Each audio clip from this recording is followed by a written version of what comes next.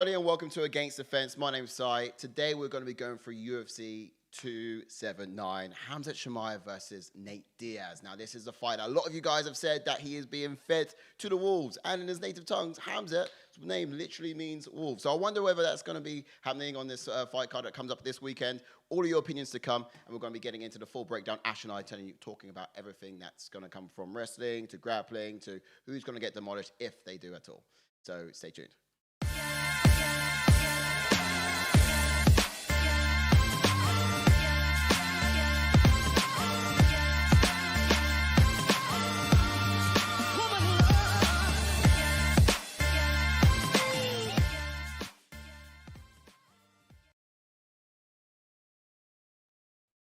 What's up, everyone? Yes, so I'm here with Ash. Ash, how you doing, man? How's your week? Not too bad, mate. Not too bad. Obviously, sad news today that obviously the Queen is gone, but the show must go on. The show must go on. It must do. Yeah. I mean, I did look on, like, apparently there's a number of things that will be happening. There's going to be no televised sports, supposedly over in the UK. Also, the fact that everyone on the BBC will be wearing black, as of we are today as well. The state is in mourning, and, yeah. You might not like the Queen, you might hate the Queen, you might love the Queen, but the ultimate factor is she's just so much. We just got so much respect for the Queen. Indeed, so mate.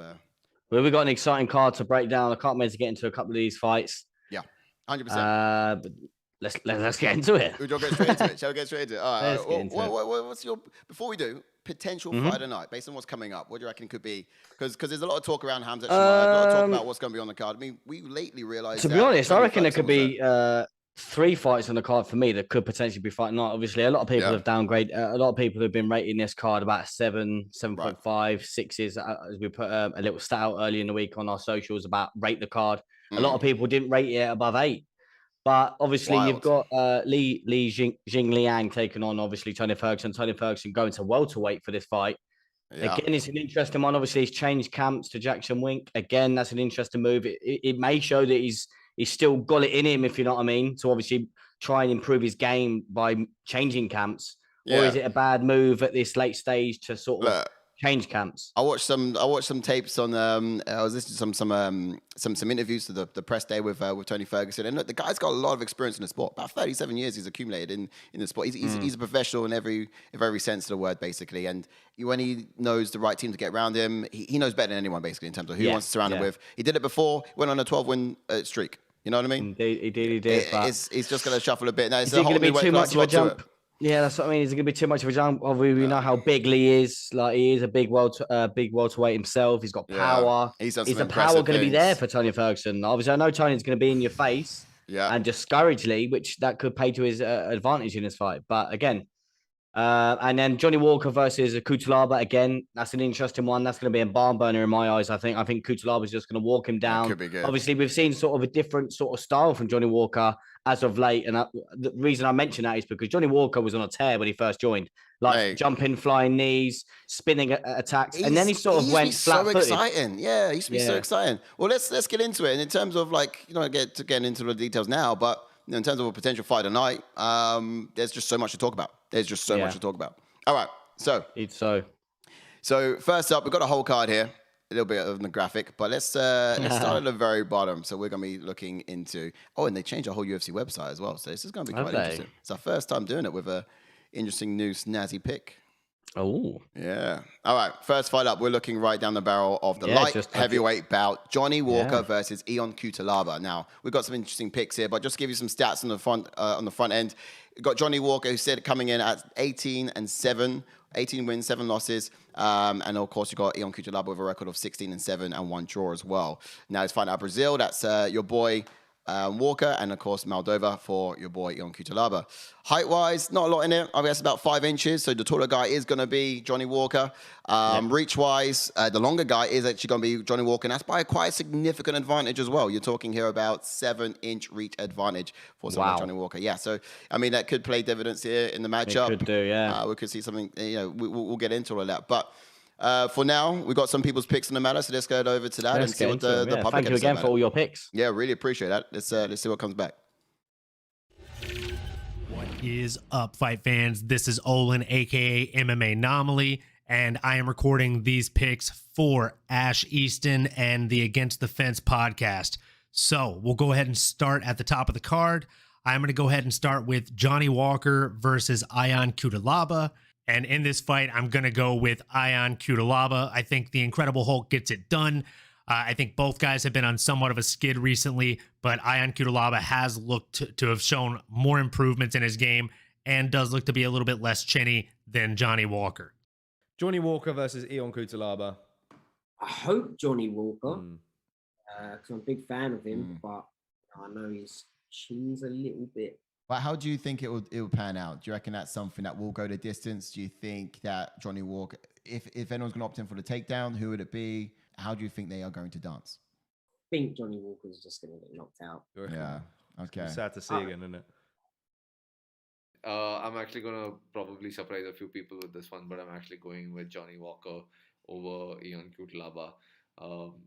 I know that Walker's sort of had a rough patch in recent times, but I think he's overdue for a knockout, and he does have that flashy power. And let's not forget how good he was when he first came on, before he disrupted his shoulder and things like that. So I'm going with Walker over Cuțelaba, but that's sort of hoping for an upset. I'm almost 50-50 on this one. And if I was sort of completely by the sort of stats, I might even lean Cuțelaba, but I do get the sense that Walker's sort of a little bit overdue for a knockout, and for that reason, I'm going Walker.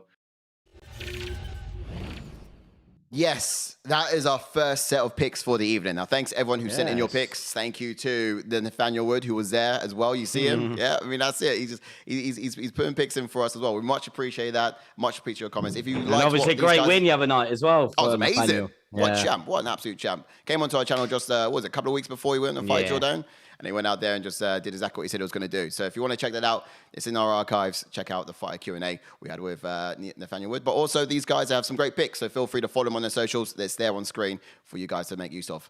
Now look, Ash, 3 of them went for Ion Cuțelaba. 1 of them went for Walker, and that was Ashwin at the end who went for Walker. How do you think it's going to pan out? Yeah, it's a bit of a funny one for me because I spoke to you boys earlier in the week, and we all know that Walker's got a bit of a suspect chin as of late.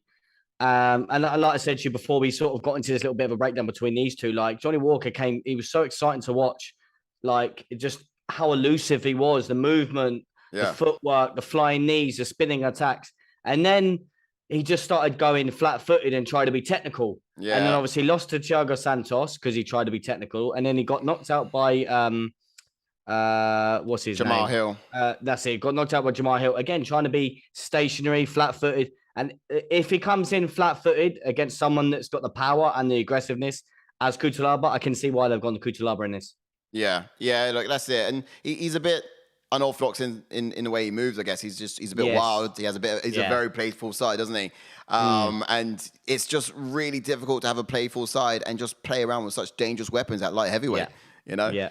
It's you're asking for trouble. I mean, let's have a look at how the numbers sort of go in terms of like who's got the power advantages here and stuff. Because if you look at like KOs and TKOs, you got 83% knockouts by Johnny Walker. And look, he was a stud. He came into the UFC on an impressive streak. He did amazing things as the first 3. So the whole UFC community were really excited about seeing this guy sort of do like continue the way. Like, Misha Serkinov, you know what I mean? Flying knee. Exactly. That was insane.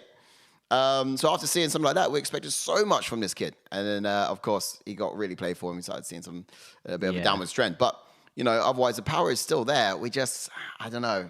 He's got to have a bit of a clean runway in order to sort of fully get that strike to take off, that to land well. Significant strikes, grappling. I think in terms of how it's going to be matching up, strike-wise, you got an advantage there, of course, going for Johnny Walker. Grappling-wise, who gets the advantage here? Do you reckon that Ion Cuțelaba is going to be someone who's going to be taking this to the ground? Or I did see a bit of his grappling in his last battle. This is the thing, though. He can do it. Yeah. Like, we saw it again in... I can't remember who it was against now. Was it Devin Clark? I think Ion Cuțelaba. He fought Devin Clark, and he just... He did. Took him down and he was successful and there. wrestled with him. So who knows? He may use that in this fight. Like who knows? But obviously he's got the power to knock Johnny Walker out. But again, if he gets hurt himself, he can always rely on that wrestling, and I think he could get it to the mat if he needs to. Yeah, fair enough. And I guess one thing I've noticed with Johnny Walker's games, after watching a lot of the tape, it's those entries which he sort of does himself quite badly with. I feel like Johnny Walker, he gets beaten up mostly on his own mistakes. Yes. He might come in with his hands low, or he might, just sort of be a bit unorthodox of a movement and just not have his hands up. He just gets clocked, and he's been clocked so many times. And yeah, I mean, as Nathaniel Wood was saying, he doesn't think that chin can hold out too much. But let's have a look at those advantage gauges then, with all that in considered, and just find out who we give the advantages to. And Jordan's going to be jumping up some chats as well. So guys, chime in the comments in terms of what you think is going to be happening here. We'll get to sort of see them live on screen as well. Yeah. But striking, who's going to have the advantage here? I would be inclined to go Walker because of that advantage. What would you say? Yeah, because you can mix it up a little bit more than someone like Ion Cuțelaba that he 9 times out of 10 uses his hands. And obviously Johnny Walker uses his leg kicks, flying knees, spinning attacks. And he can do it all really. So I'll go striking for Johnny Walker. Yeah, I'll agree with you. All right. And then what about grappling? 100% that's got to go to Ion Cuțelaba for me. Think so? I mean, of course, as well with that. I mean, they're around the same height. Really, he's going to have to lean on that a little bit more to sort of make sure he gets in close, because at range he can get picked apart. So it might just be wise and smarter for him. Power.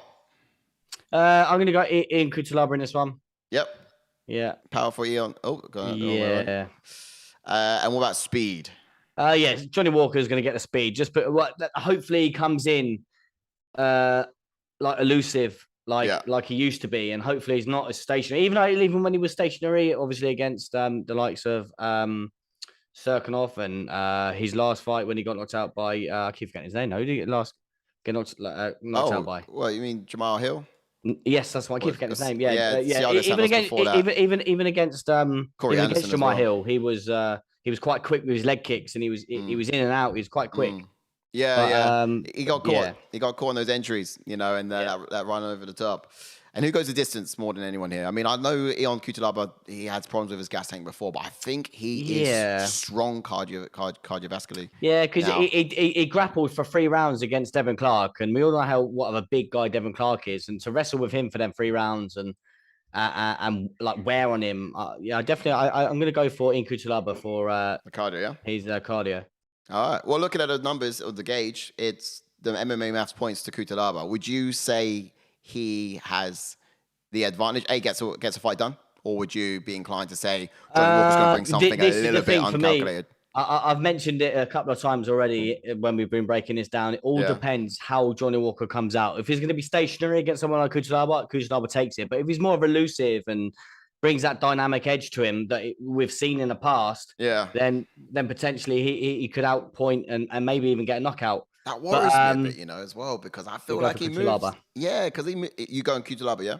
Yes, yeah. All right, like most. And for me, I just feel like that wild movement of Johnny Walker, it's just what gets him caught. He's got to be a little bit disciplined, Yeah. Not too playful, not too loose. I think of it the other way. I would probably think Johnny Walker in this one. He's lost too many in a row to sort of lose another one. And he's good. It's true. He's good. It's just easy to forget after you come off 2 knockouts. All right. We're going back to it. Let's have a look at what's next on the fight card, shall we? Yep. Oh, the girls. It's good to see the girls back in the ring octagon. So we got the women's bantamweight division, and it is Irene Aldana facing Macy Chiasson. Yes, good fight. Interesting fight. It does look pretty good, huh? Let's get those numbers out. So we've got 13-6-0 for Irene Aldana, and then you have 9-2-0 for Macy Chiasson. Now, if you're looking at the height between these two, the advantage goes with Macy. If you're looking at the reach, then the advantage again goes to Macy. So she's 72 inches on the reach, and to Aldana's 68.5. So it's pretty impressive. What are you talking about? What's that? 4.5 inches? Yeah. It's interesting. It's enough to make a bit of a difference, especially when these girls like to stand and strike. And if that's where the fight's going to be predominantly, then great. Although we have seen a lot of wrestling capability from someone like Macy. Yes. We're going to have to get into that breakdown in just a second, but let's see what the people have to say about this one, and we'll come right back. Go for it. Let's do it. In the next one, we've got Irene Aldana going against Macy Chiasson. I'm going against Macy Chiasson here. I think Irene Aldana gets it done, going with the favorite.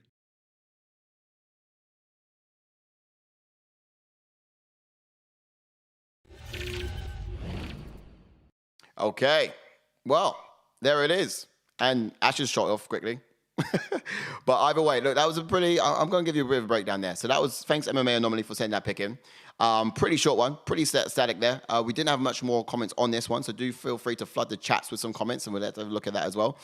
Then aside from that, in terms of how this is going to be panning out, I think it's going to be mainly a stand-up affair until it's not.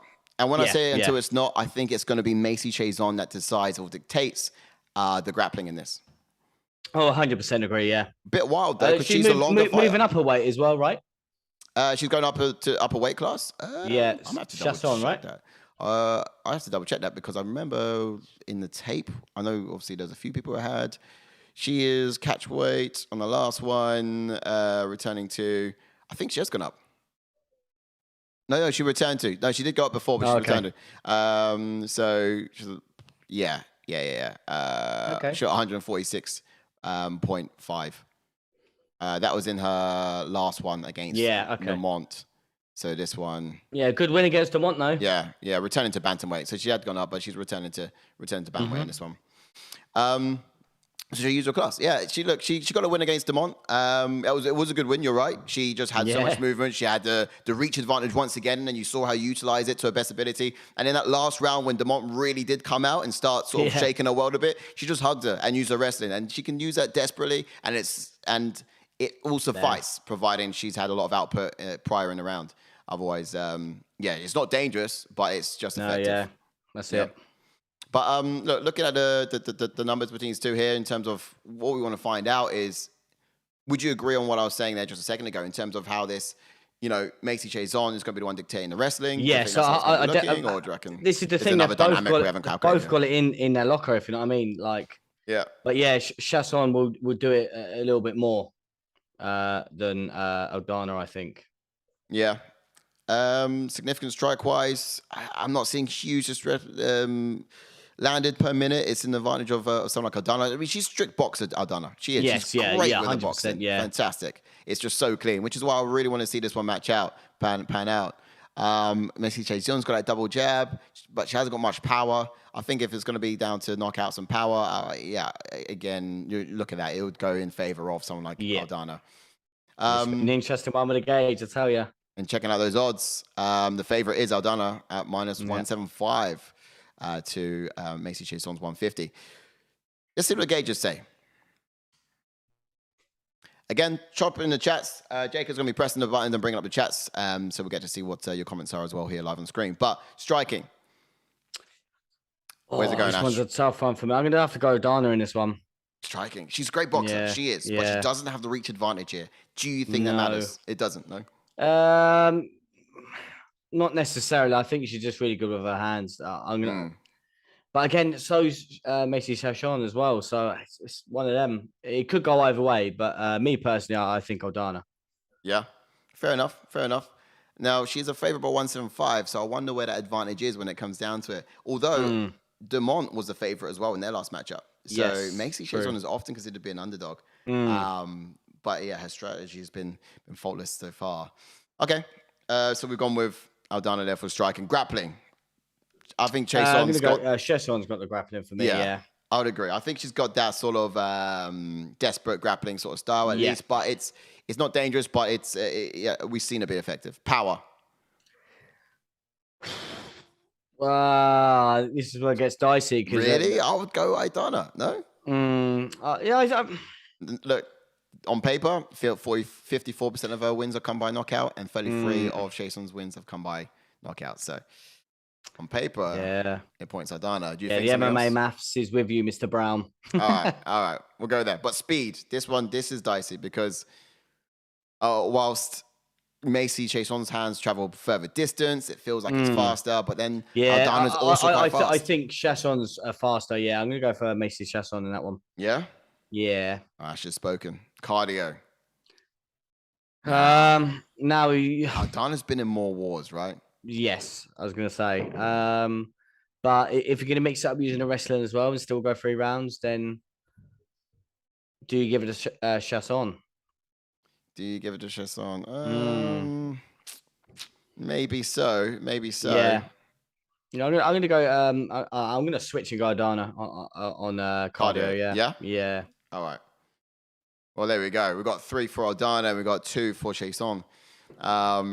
Would you side on Aldana on the night? Yes, yeah. You would as well, yeah.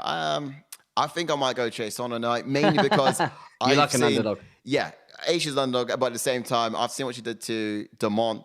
Yeah, that is true, yeah. You know, who was the favorite in that matchup as well. I think she could do the same thing here as well and just bring that wrestling element that would just mix up. If she gets in danger, she'll just tie up. Yeah, Aldana. that's it. That is so true. Yeah. So it's interesting. It's interesting. What's that win streak as well for Macy? What's she on? She's it's only 1. Okay. Yeah. Yeah. Okay. I thought it was quite extensive, but Raquel Pennington stopped her. All right. Yeah, she's lost to like obviously quite a few decent, talented women in like both divisions that she's been in. Like you said, Raquel Pennington, Holly Holm. Yeah. I don't think she's for no, Holly Holm yet. No, so I'm thinking Aldana. Aldana's lost like the cream of the crop. Lost to Pennington, lost to Holm, lost to Caitlin, Chikagian. Yeah. Lost to the cream of the crop. That's true. That is true. Not to the likes of Macy Chiasson, who's up and coming. No, that's true. So I got 1 win streak. Yeah, okay. Maybe you swayed my decision there a little bit. There's a bit of legacy that comes in there. Either way. Let's get to the next fight on the card, shall we? Yes, can't wait for this one. All right. Okay, so next one up, we are talking about Kevin Holland versus Daniel Rodriguez. Now, I'm going to try not to get confused here because last fight out, I believe Daniel Rodriguez fought Kevin Lee also. So I'm going to try to remember it's Kevin Holland this time around. Okay, so here's the numbers. 23, 7, and 0. 1 no contest for the likes of Kevin Holland. On the other corner, blue corner, you got Daniel Rodriguez in at 16 and 2. Both impressive records. In terms of Kevin Lee, he had a very high output last year. I remember just seeing this guy fight 5 times within 12 months. Kevin Holland, Mr. Brown. What did I say? Kevin Lee. I do it already. I thought Holland, of course. Yeah. It's just, I knew this would happen. Now, height, 6 inches and 6 foot and 3 inches for Kevin Holland. And there's not much in it because you got Rodriguez, who's just behind him at 6'1". Reach wise, that's where we're going to start seeing the difference. 81 inches for Kevin Holland, 74 for Rodriguez. So you're talking there a whole span of 6 inch disadvantage. Yes. I think that's one of the most we've seen tonight. We might have seen 7 inches with at the front end of the card with Walker and Cuțelaba. Yeah. I'm not too sure. But so far, that's the tail of the tape for this particular bout. And, already just looking at numbers, you might see some advantages there, especially with those cannons coming from Kevin Holland. Yeah. You don't want to be at reach disadvantage against someone who's got weapons like that. It's true. Shall we check out what people said? Yeah, let's get into it. All right, we'll be right back. Kevin Holland is probably an underrated fighter still. I think he's going to get it done. I think he's going to get it done by knockout. Again, in this next fight, I'm taking the favorite here. I'm going to take Kevin Holland over Daniel Rodriguez. Even though I am a big D-Rod fan, I do think that it's a vast possibility that he gets it done in there against Kevin Holland. I think Kevin Holland actually gets it done via knockout in the second round.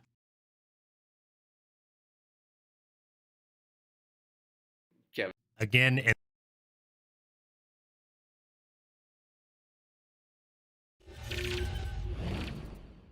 all right. So that's the picks coming through from you guys again. Yeah. Thanks for chucking them in. Really appreciate that. You guys have some really good opinions. And look, let's be honest. It's hard to go against the guy who is Kevin Holland. It is tough. Yeah, it's true. It's true. I am at fault of often picking my favorite fighter over the fighter I think is going to win the most. In this particular matchup, I might fall victim to that once again. Mainly because, a big fan of Kevin Holland and his work. What's his win streak at the moment? He got stopped as of late, but in his last five. He's only coming off 1 win. Kevin Holland. Yeah, prior to that was it this Brunson? Oh no, two fight win streak. Sorry, 2 fight win streak for Kevin Holland. Yeah. Okay. Yeah. Yeah, but Rodriguez, I think, is on a free fight win streak. Oh yeah, he is looking pretty good, Rodriguez. Yeah, 3 fight win streak. Yeah. No, he's looking pretty good. Yeah, he's looking. What do you reckon his best tool is, Rodriguez? That left hand, man. It is powerful, isn't it? That power left. Yeah. That's what I mean. Kevin Holland's got to watch out for that power left, I tell you. But again, This is the thing for me.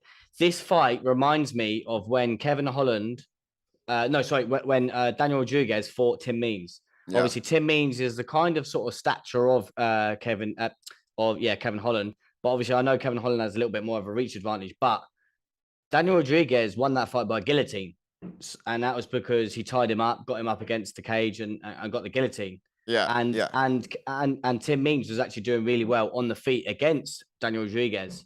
So is Daniel Rodriguez going to see that and think, right, I need to use my grappling in this fight? Because he's got good grappling himself. Yeah. So, interesting one. No, he does. He does. And look, I think it's interesting to find out whether it stays standing affair or goes to the ground. For the advantage of someone that reached this advantage, you want to be getting in close. You want to be getting a fight to the ground. Yeah, and he does do well at getting in close as well. But obviously, like I was saying, Tim Means was actually doing really well against D-Rod. Yeah. And obviously, we all saw what Kevin Holland did to Tim Means. So look, he stuffed the takedowns, and they just came relentlessly throughout. And look, a bit on Daniel Rodriguez. He is someone who can like attack the body, open up the headshots, pepper with the jab, and then sort of follow that left hand of his. It's really dangerous. Yeah. And I feel like if he gets in and has a chance to land that left, then look, it could be really dangerous for someone like Kevin Holland. He moves a lot. He keeps his distance. Yeah, I could favor him in that way. I'm looking at now the knockouts here. Power, just that sniping right hand from Holland. 52% of his knockouts of his wins come by knockout. Rodriguez likes to dance all night. He goes the distance. 37% of his wins are by decision. Holland doesn't muck about. Significant strikes there as well. Mainly because a lot of his fights have been decision, sort of knockout wins. Landed per minute is quite low for someone like Holland. But yeah, being someone who likes to battle, that's Rodriguez. And look, already these numbers are telling the story of the fight, aren't they? Oh, 100%, yeah. Looking at this, 100%. You're going to see that Daniel Rodriguez wants to make it really ugly and needs to go the distance. Grappling wise, there we go again. Takedown average, it's not huge. It's not a big threat for Kevin Holland, but takedown defense. That's it. Yeah, it's getting better, but that's the thing. We all know we can't defend that many takedowns. I know he did well against Tim Means, but that's only Tim Means. It is. Let's have a look at the gauges, shall we? Let's get into it. All right. So gauges are up. Striking. Holland. We got to go Holland that one, even though D-Rod's got a good striker himself. But we've got to go for power. You got to go Rodriguez. Interesting. I'll go for grappling. I'll go Rodriguez. What, do you think Kevin Holland's got more power than D-Rod? Well, yeah, I do. Oh, come off it, Mr. Brown. Look, he's got Did you not see D-Rod's one-punch knockout in his last fight? Yes. Well, yes. But at the same time, you're looking at someone who's got D-Rod? Yeah. His last fight was against Kevin Lee. Yeah, decision. That wasn't. It was. He fought Kevin Lee, went to decision. Oh, so yeah, I'm thinking of the one before that. Sorry, my bad. The one before that. Sorry, Preston Parsons. Right. Okay. Yeah, I'm thinking about that. The one-punch knockout that he had against him. That was nasty. But have you seen the amount of power that Kevin Lee can generate even off of his own back? Yeah, it's a tough one. I'm sticking with D-Rod for power, but if you want to give it to Kevin Holland, you can give it to Kevin Holland. Well, look, you're my guest, so you get privileges. Power goes to D-Rod. Unless you want to ask JK, see what he says. What are you saying, JK? Drop it in the chats and pop on the screen. And then you got speed. Okay, yeah. For speeds, I'm happy. Kevin Holland. Yeah, Kevin Holland. He's fast. Now cardio. Fast. I want to go D-Rod because I feel like he goes through wars. Now, in terms of most fights, I mean, Kevin Holland. I don't know. Kevin Holland's he's got a good gas tank himself. He does.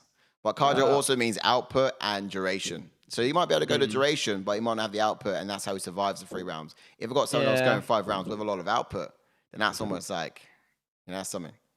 Yeah, we'll go D-Rod then. Yeah? You're my guest, so you get to pick that one. But again, if you see any differences in there, please do pop them in the chats. I know we're very quiet tonight, but again, please do drop your thoughts in. Yeah, see what you got to say. All right, so looking at that, we've got 3 for D-Rod, 2 for Kevin Holland. Now, do you think Kevin Holland's going to win this one? I'm actually going to go for D-Rod in this fight. I tell you, I am. Yeah. Interesting. See, I like Kevin Holland for it. And look, maybe I'm a bit biased. Again, favorite. My favorite. This is the thing as well. We've just had a chat come in from Josh. Is it Bulk? Thank you for coming, buddy. He says Kevin's a black belt. Come on, he's got to be the better grappling. This is where we always determine the grappling, because there's different terms that we use here. Like, I can understand he is a black belt, but when we're on about like in the fight, and I was trying to say that when D-Rod fought Tim Means, like when they were standing, D-Rod will use his grappling up against the cage and things like that, which he's been doing in the past, his last couple of fights. And he may even do that against Kevin Holland. We all know how bad takedown defense Kevin Holland has. Right. And out of the two, who's going to engage in the grappling and exchanges? It's going to be someone like D-Rod. He's going to use his grappling to his advantage in this fight. I do not see Kevin Holland going in for a takedown or trying to grapple up against the cage. I see D-Rod using his grappling to his advantage in this fight. And that's why me personally have gone grappling. And that's why we sort of justify the difference in between, obviously. I know you see like the gi up there for obviously like the BJJ. Yeah. But this is where and it's going to get interesting when we get into the main event, because obviously with the differences, obviously Diaz being obviously an absolute king in Brazilian Jiu-Jitsu, but then who's going to use his grappling to their advantage in the main event? It's going to be Chimaev, isn't it? So that's why me personally have gone for grappling for D-Rod, because he's going to use his grappling to his advantage in that fight if he needs to, because he has in the past. I haven't seen Kevin Holland use it to his advantage lately. The reason why I kind of went side of Kevin Holland is because even when Tim used his grappling, then Kevin actually span it. Yeah, but that's takedown defense though. Yeah. That's not him using it to his advantage. He got a submission still. Yeah. You know, he's sort of like, he's dangerous. He's dangerous if he sort of. Oh, yeah. He's dangerous if he's like. Got Brazilian Jiu-Jitsu. He's got it. Yeah, it's true. But this is why, like, we could go back and forth. And his long arms as well. Yeah, it's true. You can get a submission, but I just think that if anyone's going to engage in the grappling, it's going to be D-Rod. Yeah. All right. Fair enough. But I tell you 100%, Josh, I totally 100% agree. Hey, great comment, Josh. He does have the better jiu-jitsu. But this is why I'm saying to John, we need to sort of maybe mix that one up and have a different one for obviously jiu-jitsu, because this is where things where we come out and say, hang on a minute, Kevin Holland's a black belt and we've got given him grappling with a gi there to D-Rod. There we go. All right, next up, let's get into it. We are co-main, yes, co-main event. Oh, there we go. Oh, here it is. So we have the return of El Kakoi. Let's get into it. So we've got Li Jingliang. He's going to be fighting Tony Ferguson. Now, here's the stats. Out of red corner, Li Jingliang, 19, 7-0. And then you got Tony Ferguson, 26, 7-0.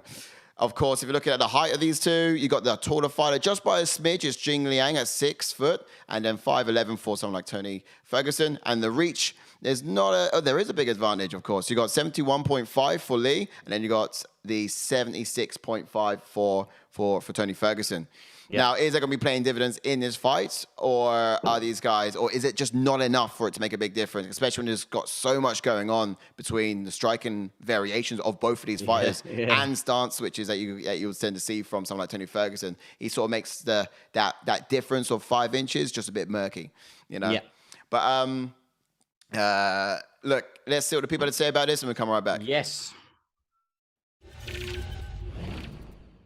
Shout out to my boys from Against the Fence.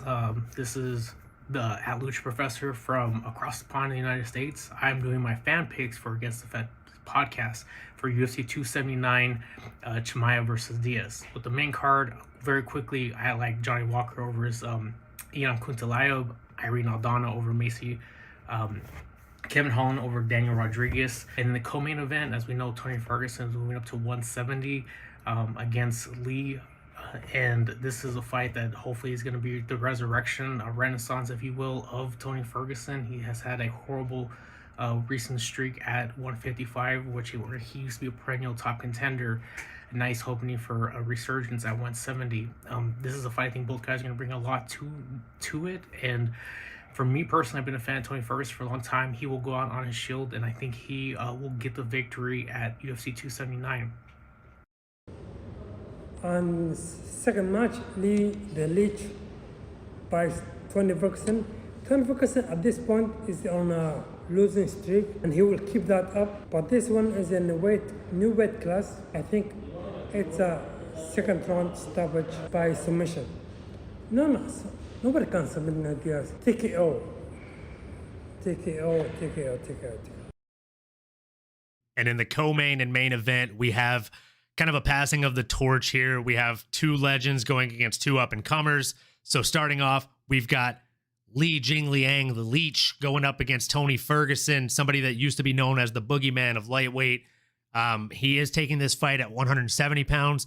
And because of that, and also because of how he's looked in recent years versus how Jingliang has looked in recent years, I'm going to take the Leech in this one. I think he's going to be too big and too strong for Tony Ferguson.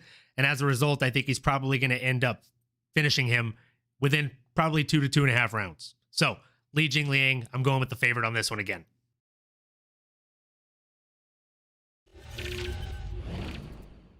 All right. Some interesting picks there. I like that. Yes, thank you again for your picks. Yeah, some interesting points there. I don't mind them at all. And you know what? I think it's look, again, if you go on to follow these guys, you've got the socials are there on the screen, so check them out. Go to their Instagrams, their Twitters, and hit them up because they've got some great opinions. But I think, you know, when we're talking about who's got what fighter and who's going to be having the advantages here, it's just one where you got your heart and then you got your head, right? Yeah, no, to be honest, I've already got the gauges already, but obviously we've got to get through the numbers and we get to the chats again in a second. Don't you worry. But yeah, get to the old stats and then we get into it. Do you think this is a difficult? Do you think this is on paper simple and in theory difficult, or do you think in theory difficult and on paper it's simple, but once it gets into the fight, no. Yeah. I mean, you got some wild cards here. Tony Ferguson. And you know, he's stubborn too. He likes to stand and bang. He does like to stand and bang. That's what I mean. Is it going to pay him dividends or not? It's one of them things. He's got a huge ego, Tony Ferguson. And after the losses he's received, surely it's been checked by now. Because you need to start respecting the power that stands opposite you, no matter who it is. He needs to respect the power of Lee. I tell you, he needs to respect it. For sure.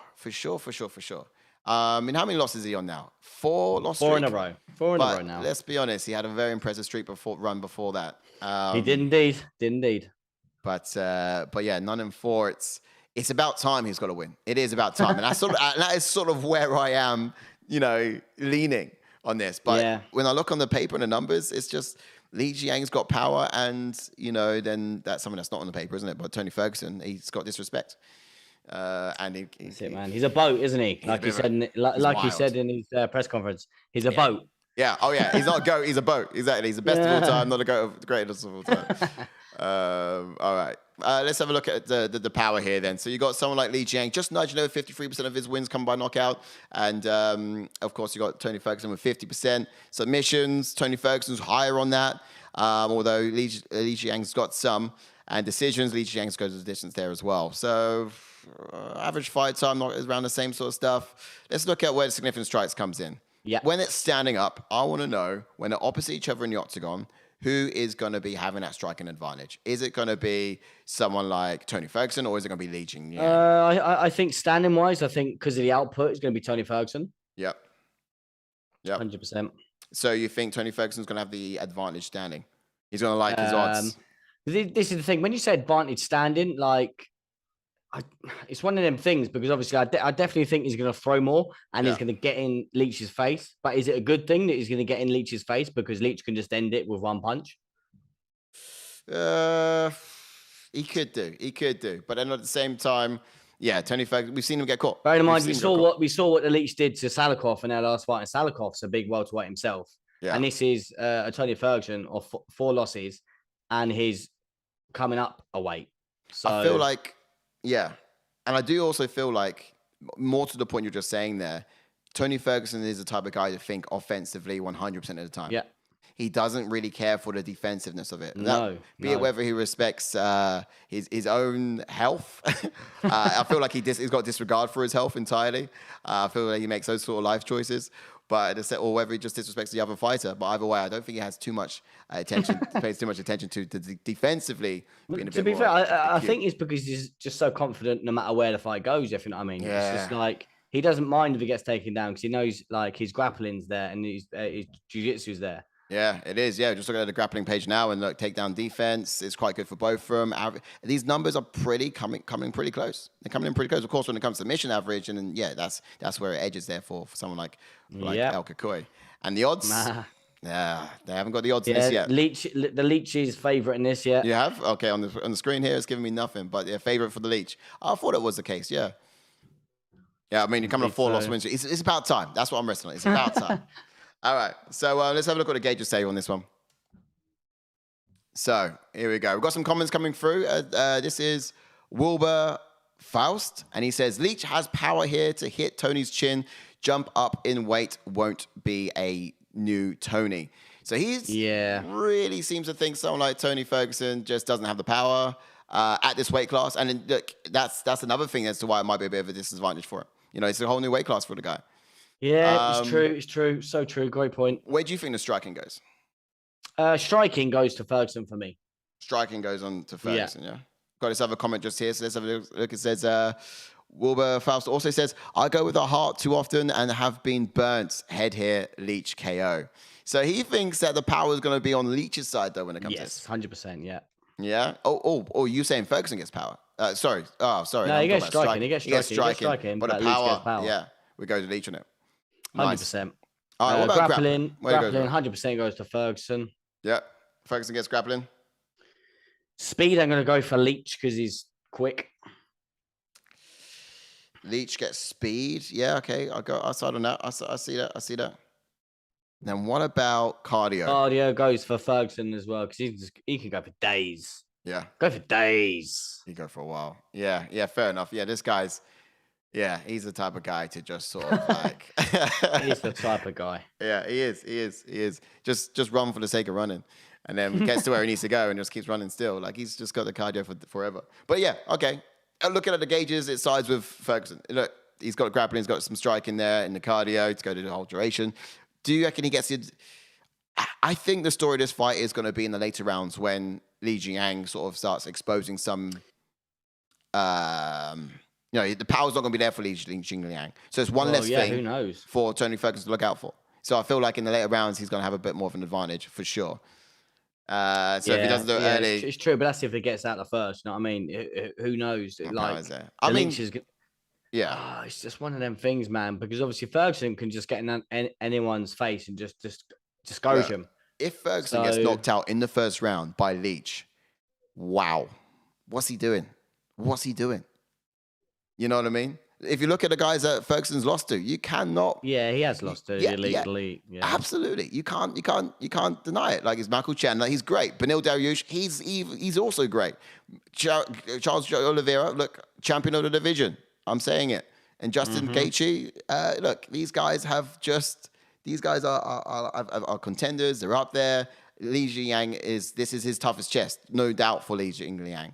And for Tony Ferguson, this is just the point in which his whole he gets to get his career back on track, in my opinion. So it's going to be so important for him. He's got a lot to go for here. We're about to get into we're about to get into it, aren't we, Ash? We're gonna have but on fight night. I really don't know who I'd go for though. I know. Obviously, it's just slightly heading with on paper, slightly heading with Ferguson, like stats wise. But right.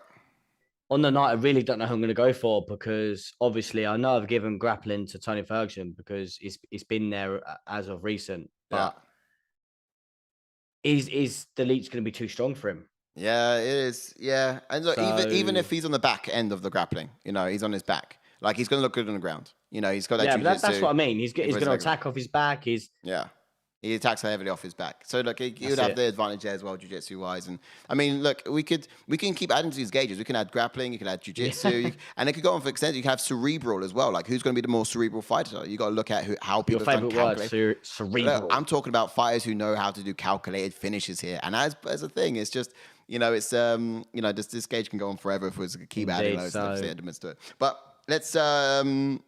have some final comments come through, and then we can go into the next one for the event. Go for it, buddy, yeah. Wilbur says, loving the detailed breakdown, I believe. And then any other comments coming through? Appreciate that, bro. We put nights of homework and research into this stuff to make sure you guys get all the latest details, and you know. Again, don't forget to like and subscribe. We are a UFC fan channel. Again, Absolutely. the content that we've got, go and check 100%. it out. We just recently did a fighter Q&A with Frankie the Answer Edgar. So again, yes, we did. Go check that out. My hero. That was massive. That was massive. But also as well, on top of that, you know, we have picks. We have a fight league. So if you want to join in on these picks on the night, download the Fight League app. The description will be in the stuff below. We did it all of last year, just the three of us. And we just had a whole sort of tight contention between us three to see who came out on tops.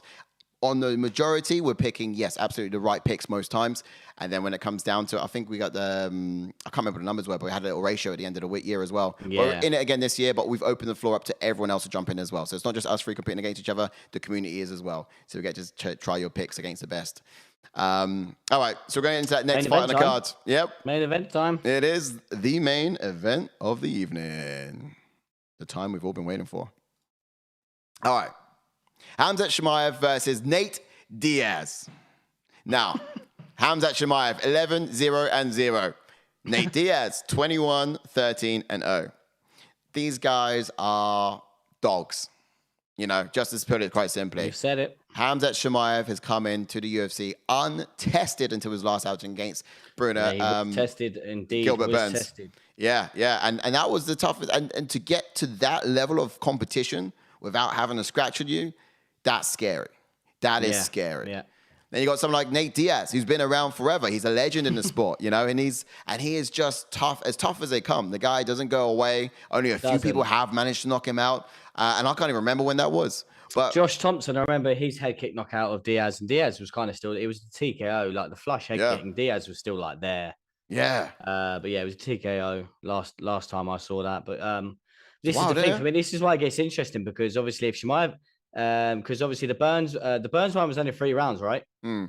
So this is this is 5 rounds. So if Chimaev comes out of the gates, and obviously we all know how hard it is to put away Diaz. If Diaz can weather the storm of Chimaev, and let's say Chimaev goes wall to the walls for 3 rounds, if not 4 rounds, Diaz is still going to be there. So this is why a lot of people obviously didn't like this fight. But when you look at it that way, that's when it becomes so interesting. Look what he did to Leon Edwards when he was getting beaten for 4.5 rounds to Leon Edwards. Nearly got the finish in the 5th. So, again, it's an interesting one. That's it. Yeah. I think you're right. He could be quite strong in the later rounds. There's a power still there. Let's see what the people's opinion were on it. And then, then we'll really get into the nitty stuff. All right. Be right back. UFC 279, Khamzat versus Nate Diaz. Who wins that fight and how? This is such a sad fight to even talk about. Like, I feel dirty talking about this and thinking about this. But I don't understand how you can pick Nate Diaz in this fight. It's gonna be Khamzat by just beat down. Like, Nate's been beat up by worse wrestlers. Yeah. And now you got a guy who can, one of the better wrestlers he's fought, and a guy with a lot of power, a lot of strength. Like, Nate's going to get TKO'd. Like, 2 rounds TKO. Okay. I mean, only one man has been able to TKO Nate Diaz so far. That was Josh Thompson. Khamzat is a big dude. He's a big, strong man. And, I've trained with him for a while, and it's just he's a very, very strong human being. Really good wrestler, which is already a nightmare matchup for Nate, but Nate's tough. Nate's durability isn't what it used to be. I guess his fighting isn't what it used to be, man. He's been through his share of wars. This is just a terrible, terrible to matchup. Quick pick for Chimaev versus Diaz, Chris. Probably Chimaev, just because his youth, but obviously you'd always love for Diaz to choke him out in the last round or something like that. That's the thing. Yeah. I think most of the people are going to be rooting for Diaz because he's kind of been just shoved in the deep end, isn't he? Really? Yeah. Yeah. So UFC 279, we've got a main event between Khamzat Chimaev versus Nate Diaz. How do you see it going, and who's going to win? Right, I see Khamzat Chimaev just destroying, doing what he does best. I hope not. Nate Diaz, I'm a big, obviously, fan of, so I hope that it is a good fight at least. When you heard this announcement, Nate Diaz versus Khamzat Chimaev, what was your initial thoughts? Was it along with everyone else saying, "Oh, the UFC are feeding him to him," or do you think it's a competitive fight, or where do you? I don't see it as a competitive fight, and that's just me. You know, it's no disrespect. I'm just looking at it as I don't see how Nate's going to compete with him, especially. I think he's on his obviously way out of his career. You know, he's not in his prime, is he? It's a paycheck for him, I guess. Yeah, Khamzat Chimaev is just a beast. So I think Nate Diaz is tough as nails, though. So he'll fight anyone they give him. So I can never see Nate Diaz turning anyone down. So I guess if Khamzat was the name that they've given him, Khamzat's the guy that he's happy to step in there with. It comes with big paychecks too, so it works. So would you happily say Khamzat via decision? No, I think TKO. Okay, at some point. And in the main event of the evening, we have Khamzat Chimaev going up against Nate Diaz. Again, it really feels like they're feeding the legends to the wolves on this night. Right on down to the fact that Khamzat Chimaev's nickname is literally Wolf in his native tongue, Chechen. So I'm going to go ahead and go with the Wolf in this one. Boers, as they call him. Khamzat Chimaev, I think he gets it done. We've seen Nate Diaz go up against elite wrestlers, and typically what happens is he gets dominated and doesn't have an answer for the wrestling onslaught. We saw it happen against RDA.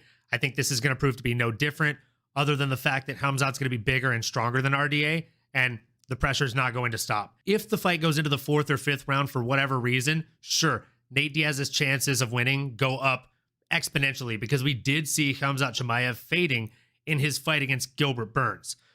Do I think that'll happen? I don't know. It's a long shot. Do I hope that happens?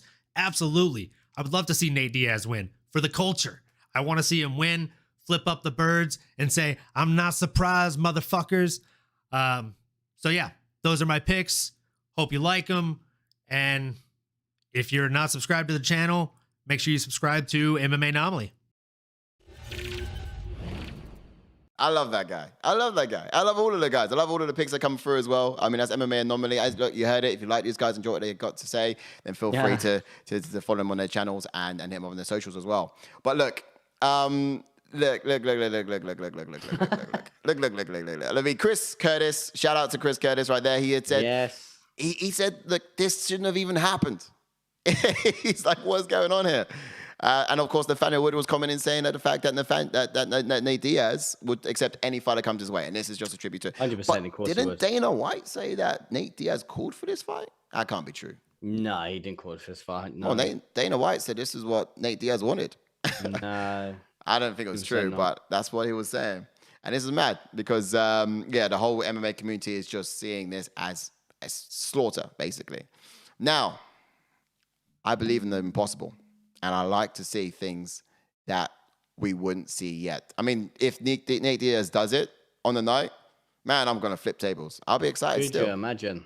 Could you imagine? It'll just be something wild, wouldn't it? Either way. Look, I'm still a bit too excited, a little too hyped about it, but let's get into some of the numbers on it, right? So you're talking about the power advantages and, you know, sort of how this sort of maps up.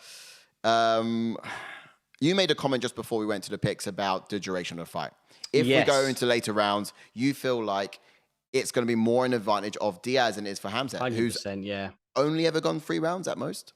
Yeah, that's what I mean. And obviously, this is what I'm saying. If he goes in like he did against someone like Gilbert Burns, and that was only 3 rounds. So if he does that, and we've still got the 4th and 5th left, and Diaz is still there, we're in for a fight, let me tell you. But that's what I'm saying. For some, we all know what Chimaev's like. I think he just doesn't care anyway. I think he will go in there to obviously try and put a statement on there. He will go in there and try and roll dog Diaz and try and finish him. But we all know how durable Diaz is. So if he weathers this storm of Chimaev, well said. Let's I can't wait. Obviously, if we get there to a 4th round, it's going to be so. I'm going to be so happy. Like, imagine. Yeah. I know, right? It's just going to be absolutely insane. And I've got to double check these stats because it says here that, I guess that is right. Yeah. It says 9% of Khamzat Chimaev's wins come by knockout. Mm-hmm. And it also says 6% of his wins come by submission. And 86% of his wins come by decision. Nope. That can't be right. That's wrong. That is completely wrong, isn't it? That is entirely wrong. Like, he's got 11 wins. 6 of them are knockouts, 4 of them are submissions, 1 of them come by decision. So those numbers are entirely flipped the other way up, which is just, okay, ignore that. You can see it there on screen, but that's UFC's mess up. All right, then we've got the in some, let's get into the striking of this. So if it stays standing, you're talking now in terms of the round, if we get into later rounds. But if is Khamzat going to choose to strike with Diaz in the first and second round? Because let's be honest, it's when he's going to be strongest. He's going to try and catch him, or he's going to go straight into the wrestling and not dilly-dally on the feet. He's going to try and go for the takedown like he always has been, and just try and roll dog Diaz, take him to the mat, and just beat him up, really. Look at those grappling advantages. Again, you're toying with me with the striking, because obviously Ned Diaz has got such crisp boxing. He does.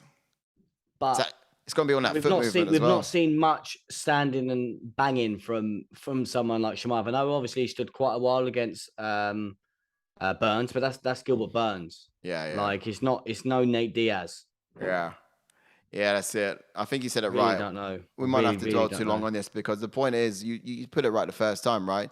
If Nate Diaz weathers the storm, then we can see something really unexpected in the later rounds. I mean, you're talking after round, even in round 3, Khamzat looked a pretty defeat. Oh yeah, he looked so tired. He looked so tired in round 3. But that's what I'm saying. Like you said, even if it gets to round 3 and Nate Diaz is there, he'd be laughing at Chimaev. Yeah, this is what I'm saying. Nate Diaz is gonna make him run. He's gonna make him run. What I mean, I reckon Diaz might get in the octagon and run away from him just for fun, just to be funny, just to be funny. We'll all watch it, just turn his back and leg it.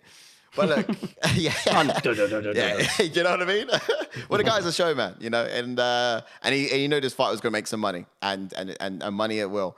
But look at those odds. Oh my days, have you ever seen anything like it? Yeah, it's crazy odds. Minus 1,050 for Chimaev to 700 to Diaz. Man, and you know what? If Chimaev loses this, what does he lose? Nothing. He's still got his position in the rankings. Yeah, but I think Diaz will be gunning for a title shot after this if he wins. I thought Diaz is his last fight in his contract. Oh, that is true. But so Diaz, imagine if he wins though. He's gonna be a free agent, and if he wins this, he's gonna say, "Told you, everyone," and he's gonna turn his back to he's UFC. Gonna bounce. Yeah, that's true. He's gone either way. So, truth be told, I don't know. I might follow the money on this one and just the money is definitely going to be with Diaz should he win. It's just going to literally upset the economy, in my opinion. All right, let's get into those gauges then. So if you guys got some chats, then look, pop them through into the chat box, and then we'll bring up here on screen. But before we get into the breakdown, Ash, we've got one here from Dave Massey. Yes. And Dave Massey is saying, Nate Diaz will shock the world again, knockout in round 3, says Dave. So that's strong. It's great to see an opinion like that come coming through. I mean, I've not heard many people raving about Nate Diaz at all. Now, Wilbert Faust again, look, appreciate your comments all night, Wilbert. That's awesome. Yeah, thanks for your comments. Khamzat will sadly beat Diaz and even finish him. I'm going early finish, first round, beat down. Oh, wow. Ooh. Very strong opinion. Which what a lot of people are sort of gunning for as well. I think if Chimaev needs to get it done, if he wants to get it done, he certainly needs to get it done early. Yeah. I mean, look, even Wilbur is saying, imagine Nate's face in the 4th round, bloody mess. Well, what we're saying, Wilbur, is will it get to a 4th round? It might not be needed. Yeah, but you punch Diaz a couple of times, he's going to open up like a Christmas present. This guy's going to be like blooded. This DNA will be all over the octagon come round 2. Oh yeah, no. I mean, he might get doctor stoppage because of loss of blood in round 3, maybe, if that. But we'll see. All right, power. Oh no, sorry, not power. Striking. Who's gets the advantage in this? I'm gonna have to go Diaz just because I've seen more of it. Yep. Okay. Yeah. A lot of people might not agree with me, but I've seen more of it. Obviously, we've seen more of it. Yeah. No, fair enough. I mean, if I was going to give one to Diaz, it might be that one. Grappling. Right. This is where a lot of people may disagree with me. Obviously, I'm going to go Chimaev. Thank you. It's just curious what you're going to say next. It's just because he's going to use it more. Obviously, I think Diaz relies on it, but doesn't use it. As he's not really used it as of late. He's like Conor McGregor. He only used it because Conor McGregor went for the takedown. Right. And then the same with Leon Edwards. Didn't really see him go for a takedown. No. And things like that. But Chimaev's the one that's going to engage with it, use it to his advantage. So that's why I'm going to go Chimaev. Yeah, I agree on that And then power as well for Chimaev. Yep. And speed as well for Chimaev. Yeah. And cardio for Nate. Yeah, there we go. We have to go to the other side of that one. I was going to say, this is how I imagine it lining up. You could even argue that striking will also go to Chimaev. And it's true. You could argue that quite heavily. The only reason I've gone for Diaz in this one is because I've seen a lot more of it, obviously. Yeah. No, obviously, he had that knockout of Chimaev had that knockout. I can't remember his name now in the middleweight division. But again, that was just one punch. There was no combo to it. Like Diaz throws combos. But yeah. I think one of the biggest surprises we're going to get when they're... Yeah. Oh, yes. Yeah. I think that one of the biggest surprises we're going to get when we come into this is the fact that they're both the same height. Yeah. It's and interesting. I don't know. Somehow I thought that Diaz would be smaller, but they're both the same height and the reach is about the same as well. So, we in our minds, the way we've been talking up about this fight, I think, it's so easy to imagine a massive Chimaev. But, they're both the same height, and I think it's going to be a bit of a shock for some people when on the night. Yeah, look, those odds are absolutely insane. Never seen anything like it. And it will be the upset, without doubt, the upset of the year. Century, even.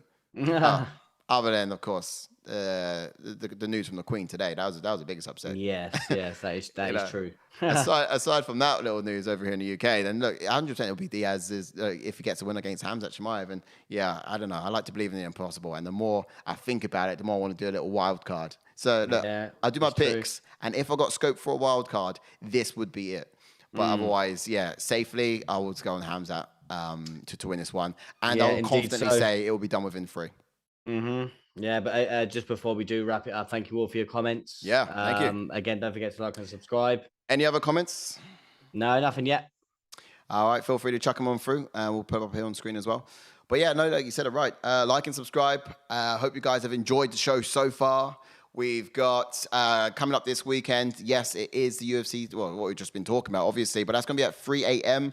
Ash is going to be up here in the Hide with JK and I, and we're going to be doing a whole stream for you guys. We do not leave you on your own on these fight nights, and you shouldn't be watching them on your own when it comes to these fight nights. So make sure you chime on in, and you're here for that juicy content. Aside from that, next week we've got some things coming up, don't we? So we've got, of course, JK doing the Aftermath show on the Tuesday. We do indeed, yeah. Yep, so that's yet to come. Just backwarding a little bit more. We do have the fan cam that's going to be coming after the event on the Saturday night. So tune in for that, or catch it on the next day as well on the replay. That's fine too. And then, of course, into next week, we're going to have far more content as we sort of be following the next UFC fight card. That's Sanhagen versus Song. UFC fight night. On that one. Yeah, so there's a whole week of juicy content. Wilbur Force coming through here on the chats. He says, keep up the good work, chaps. Thanks again, Wilbur. No, look, I'm glad. Thanks again. I'm glad you enjoyed the content. And yeah, look, we'll always be here. We're here for it, man. We're here for you guys. We're here for you guys. Any other shout outs, Ash? Anything more to comment on? I think we're done. No, it's all good for me, mate. Yeah. I just can't wait to see these fights plan out. Yeah, 100%. Look, guys, don't miss it. Don't watch it on your own. ATF is the place to be if you're a fan of the UFC. And look, we'll look forward to seeing you on Saturday night. Indeed so, mate. Take care.